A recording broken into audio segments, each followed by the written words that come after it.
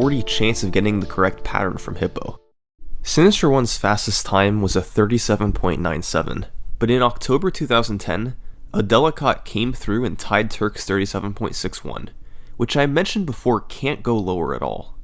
What's crazy is that even with all that randomness and execution, that was still considered one of Turk's easier records to match.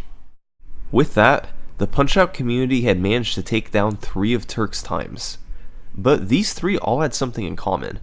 Of Turk's 14 records, it was known that 4 of them were at their theoretical limit and couldn't be beaten, only tied.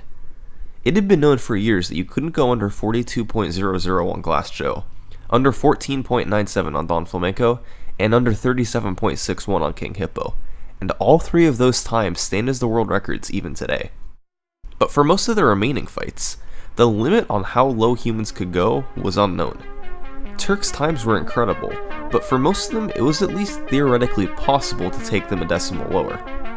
But in order to do that, you would need to either beat Turk's execution, or get better luck, or both. Enter Mr. Sandman.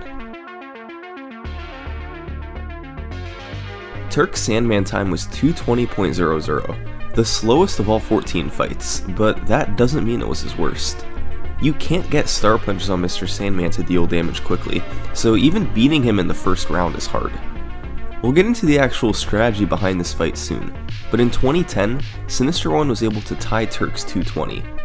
It seemed like it was just another Turk time down, but then Turk actually responded and beat Sinister's time with a claimed 219.48, once again with no video. Sinister would get a 219.97 that wasn't recorded, but he couldn't compete against a 219.48. So Turk was back on top, and his time once again stood unrivaled. Until a guy named Zallard1 got his hands on the game. Yes, dude! Holy shit! What?